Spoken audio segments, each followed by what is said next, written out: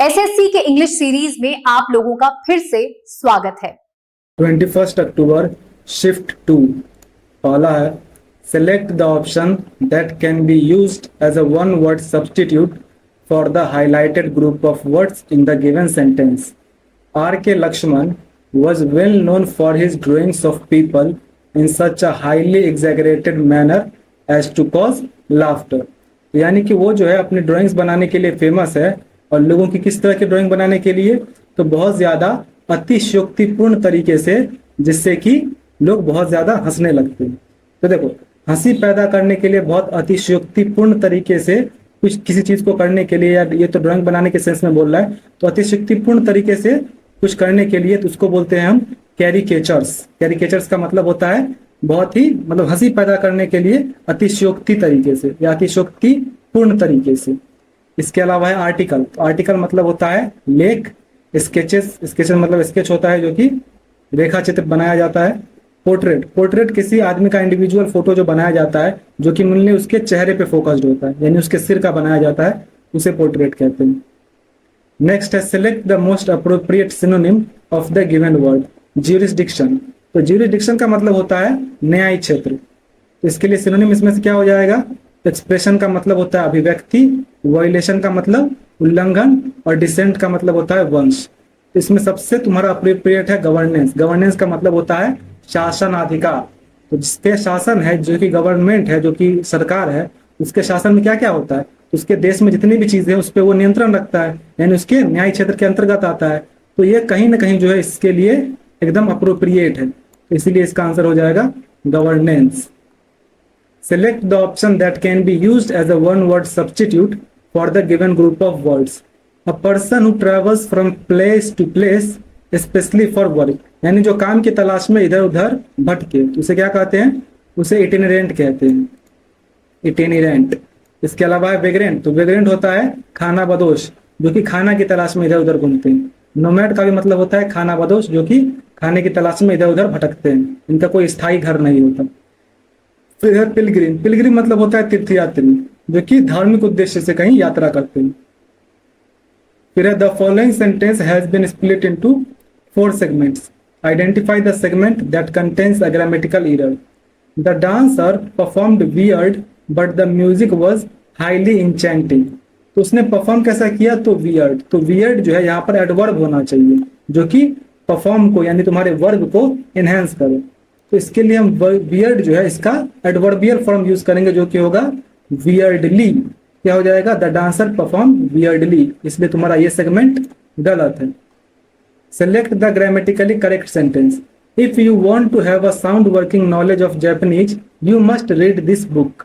तो देखो, if you want to have a sound working knowledge, यानी अगर तुम एक अच्छा नॉलेज चाहते हो कि तुम्हारा काम बन जाए जापानीज का, तो तुम्हें ये बुक पढ़नी चाहिए। तो इसमें तुम्हारा ये लगा हुआ है, इसमें ये नहीं लगा हुआ है। तो देखो, साउंड वर्किंग नॉलेज, इसमें जो है ये तुम्हारा एक काउंटेबल चीज है, इसलिए तुम्हारा इसमें जो है ये लगना ही चाहिए। तो ये तो लगेगा। इसके अलावा देख लेते हैं और ऑप्शन में क्या क्या है। If you want to have a sound working knowledge of the Japanese, the Japanese. देखो, जब भी किसी देश के आगे द लग जाता है तो वो उस देश की जनसंख्या के बारे में, उस देश के लोगों के बारे में बात करता है, और यहाँ जापानीज जो है वो भाषा के बारे में बात कर रहा है। तो इसलिए तुम्हारा ऑप्शन ए एकदम करेक्ट है। ये मैं फिर से इसको जो है अंडरलाइन करके बता देता हूँ, नहीं तो फिर तुम पूछते हो कि कौन सा आंसर है, ये पता ही नहीं चलता है। तो ये आंसर है भाई, जो लास्ट में बताया जा रहा है। Select the most appropriate synonym of the underlined word in the following sentence. Success demands hard work, diligence and perseverance. तो डिलीजेंस का तुम्हें सिनोनिम बताना है। डिलीजेंस मतलब होता है मेहनत से, यानी परिश्रमी। तो देखो, अगर हमें परिश्रम का इसमें सिनोनिम बताना है तो इसमें से क्या हो जाएगा? एफर्ट। एफर्ट मतलब होता है कोशिश करना, तो ये भी एक तरह से मेहनती का सेंस देता है, इसलिए यही तुम्हारा सबसे अप्रोप्रिएट हो जाएगा। इसके अलावा है ट्रबल। ट्रबल मतलब मुसीबत। इंडोलेंस। इंडोलेंस मतलब आलस्य। आलसी के लिए जो हम यूज करते हैं ना, सुस्ती, सुस्ती कहते हैं इंडोलेंस पे। कूलनेस। कूलनेस मतलब होता है ठंडक। The following sentence has been split into 4 segments. Identify the segment that contains an error in phrasal verb. Bindu asked Arya to fill out for her so that she could take care of her sick father. इसमें 2 phrasal verb है, एक तो fill out और एक take care of. तो take care of her sick father एकदम correct है, अपने पिता की देखभाल करने के लिए। लेकिन फिल आउट फॉर, देखो फिल आउट का मतलब होता है किसी फॉर्म भरने के लिए हम जो है फिल आउट का यूज करते हैं जब फॉर्म को पूरा करना हो तो। लेकिन यहाँ पर बिंदु आर्या को क्या बोल रहा है कि तुम जो है मेरी जगह पे आ जाओ, मैं वहां पे अभी नहीं हूँ, ताकि तुम मेरे पिता की देखभाल कर सको। तो यहाँ पर उसकी जगह लेने की बात हो जा रही है अगर इसका हम कॉन्टेक्स्ट समझो तो। इसलिए यहाँ होना चाहिए फिल इन फॉर। तो इसलिए तुम्हारा ये जो सेगमेंट है ये गलत है। यहाँ पे होता Bindu asked Arya to fill in for fill in for her so that she could take care of her sick father. Select the most appropriate option to fill in the blank. The restaurant's menu featured a variety of blank dishes. तो blank dishes में इसमें से क्या आ जाएगा? Delicious. तो delicious की correct spelling ये है DELICIOUS। डिलीशियस मतलब मजेदार, स्वादिष्ट। Select the most appropriate meaning of the given idiom. Head in the clouds. तो हेड इन द क्लाउड्स का मतलब होता है अपने कल्पनाओं में ही खोया रहना, यानी वास्तविकता से दूर रहना। इसके लिए हम कौन सा यूज करेंगे? इनमें से यूज करेंगे बीइंग इम्प्रैक्टिकल, यानी अव्यावहारिक होना। इसके अलावा क्या है? बीइंग पंक्चुअल एंड सिंसियर, मतलब एकदम समय का पाबंद होना, तो ये तो नहीं होगा। फिर वर्किंग हार्ड, यानी कड़ी मेहनत करना, ये भी नहीं होगा। Thinking about the sky and clouds, तो ईडियम पूछ रहा है, ईडियम का वो मतलब नहीं होता जो उसमें कहा गया। नेक्स्ट है select the incorrectly spelled word. इसमें से इनकरेक्टली कौन सा है? प्रिजर्वेरेंस, मतलब दृढ़ता, तो एकदम सही है। पार्लियामेंट, इसमें पार्लियामेंट की स्पेलिंग गलत लिखी हुई है, PARLIAMENT होना चाहिए। उसके बाद है परसीव। परसीव का मतलब होता है समझना। फिर है पास्ट टाइम, यानी कि पास्ट टाइम ये पास्ट वाला पास्ट नहीं है, ये पास्ट टाइम मतलब होता है एक तरह से मनोरंजन वाला। फिर तो इसमें तुम्हारा हो जाएगा पार्लियामेंट, क्योंकि इसी की स्पेलिंग गलत लिखी हुई है। Choose the correctly spelled word to fill in the blank meaningfully. His blank is a brilliant student. उसका क्या एक ब्रिलियंट स्टूडेंट हो सकता है? तो उसका बेटा हो सकता है, तो इसलिए ये करेक्ट होगा। Wood cutting involves the removal of useless trees first. Blank by medium and finest quality timber tree. तो वुड कटिंग में पहले क्या इन्वॉल्व होता है कि पहले बेकार पेड़ों को हटा दो, उसके बाद। तो यहाँ पर किस चीज का सेंस आना चाहिए कि पहले तो ये करो और उसके बाद, यानी उससे फॉलो करते हुए। क्या हो जाएगा? followed by medium and finest quality timber trees. I always prefer a small cozy cottage blank a high rise apartment. तो देखो मैं बता चुका हूँ प्रीफर, जूनियर, सीनियर, इंफीरियर, उसके बाद सुपीरियर, इन सब के साथ जो है टू लगता है, ना कि देन। तो इसमें प्रीफर के साथ क्या आ जाएगा? टू आ जाएगा। I always prefer a small cozy cottage to a high rise apartment. Select the grammatically correct sentence. The intricate dance of neurotransmitters in a synaptic cleft plays the crucial role in neural communication.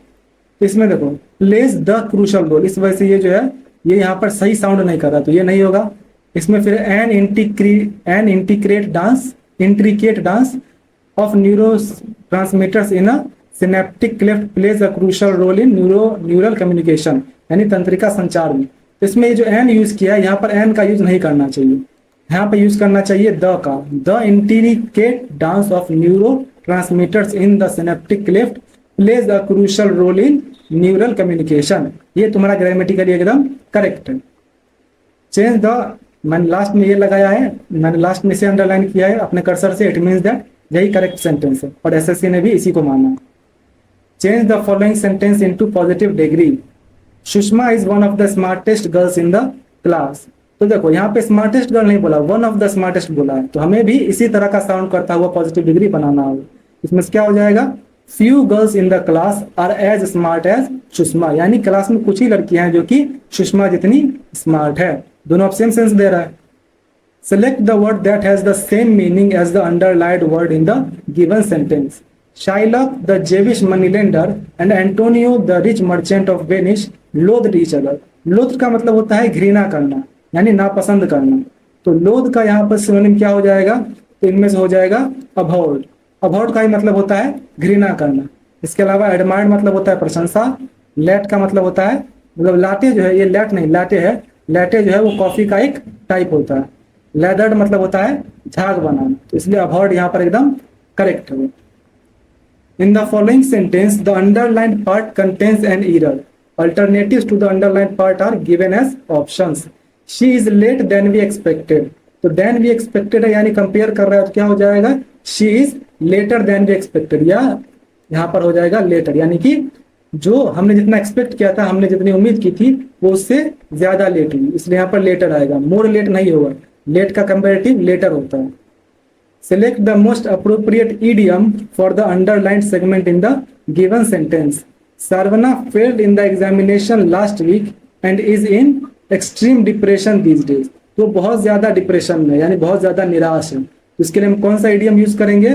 तो in the डोल्ड्रम्स। In the डोल्ड्रम्स का मतलब होता है बहुत ज्यादा निराशा में। फिर इन द रेड है तो इन द रेड मतलब होता है घाटे में या कर्जे में होना। इन द लर्च मतलब होता है किसी मुश्किल स्थिति में अकेला छोड़ दिया जाना। और इन कोल्ड ब्लड मतलब होता है एकदम भावनाहीन तरीके से। नेक्स्ट है, मेनली ये जो है हत्या के लिए यूज किया जाता है। इन कोल्ड ब्लड जो है वो मर्डर वगैरह के लिए यूज किया जाता है कि एकदम भावनाहीन, यानी एकदम ब्रूटली मारा गया, उसके लिए कोल्ड ब्लड यूज करते हैं। Select the correctly spelled sentence. The audience, audience की स्पेलिंग इसमें गलत है तो ये तो नहीं होगा। इसमें भी ऑडियंस की स्पेलिंग गलत है, इसमें ऑडियंस की स्पेलिंग सही है। अब इन दोनों में से देखते हैं कौन होगा। तो म्यूजिशियन की स्पेलिंग इसमें गलत है, तो करेक्ट कौन सा हो जाएगा? ये वाला। The audience uploaded the musicians performance. Select the most appropriate synonym of clarify in the given sentence below. The last question of the examination paper confused me when it asked to illustrate the Pythagoras theorem with the help of examples. Clarify मतलब होता है स्पष्ट करना, और इसमें से illustrate का मतलब भी होता है स्पष्ट करना। क्या बोल रहा है? स्पष्ट करना एग्जाम्पल्स के साथ। तो इसीलिए तुम्हारा क्लैरिफाई का सिनोनिम हो जाएगा illustrate। अब है कंप्रहेंशन पैसेज, तो एक बार पढ़ लो। अब क्वेश्चन देख लो, 1 2 3 4 5। चलो अब बनाया जाए। We are familiar with the quote if winter comes can spring be far blank. अगर विंटर आती है, अगर सर्दी आती है, तो क्या स्प्रिंग बी फॉर क्या हो सकता है? Behind and for, for behind, behind and below या बिहाइंड। तो यहाँ पे बिहाइंड एकदम करेक्ट सेंस बना रहा है कि अगर जो है ठंड आ जाती है तो क्या स्प्रिंग यानी वसंत दूर रह सकती है, तो इसलिए यहाँ पर बिहाइंड हो जाएगा। Winters are depressing, but we bear because we know that it will not blank till perpetuity. तो it will not blank till perpetuity। तो यहाँ क्या आ सकता है? hold, last, hold on या rest। तो it will not last। it will not last का मतलब होता है ये कब तक नहीं चलेगा? तो perpetuity तक नहीं चलेगा, यानी ये हमेशा के लिए नहीं है। इसके बाद spring blank a new life in us। spring emerge, infuses, inculcate या imbue। तो इन्फ्यूजेस यहाँ पे एकदम करेक्ट सेंस बना रहा है। इन्फ्यूजेस का मतलब होता है संचारित करना, या उसमें एक जीवन में एक नया रंग भर देना, एक सेंस में कहे तो वसंत क्या करता है? वसंत blank a new life is, यानी कि स्प्रिंग जो है वसंत हमें एक नया जीवन भर देता है। As the spring begins to set itself the nights become shorter and the days get longer. Gardens and lawns become colourful, birds blank as flowers. Birds जो है यानी कि जो तुम्हारे फूल के बीज होते हैं वो क्या हो जाते हैं फ्लावर्स में? तो अंकुरित हो जाते हैं। इसके लिए हम क्या यूज कर सकते हैं? Pull out, come out, fall out या टेक आउट। तो कम आउट मतलब बाहर आना। तो जो बर्ड्स होते हैं वो क्या होते हैं? फूल के रूप में खिल जाते हैं। इसके बाद क्या है? हाँ, birds come out as flowers, birds chirp and butterflies fly from one flower to another to blank on the sweet nectar. To blank, तो वो एक फ्लावर से दूसरे फ्लावर पे क्यों जाती है? क्या करने के लिए? फूड, गल्प, गॉबल या सक। तो नेक्टार जो होता है वो फूलों के रस को खाते हैं, तो नेक्टार को वो क्या करेगी? सक करेगी, यानी उस रस को चूसेगी, इसलिए यहाँ पर सक होगा। इस तरह से तुम्हारा ये खत्म हुआ। आपका जो भी स्कोर हुआ कमेंट कर दीजिए। मिलते हैं नेक्स्ट वीडियो में।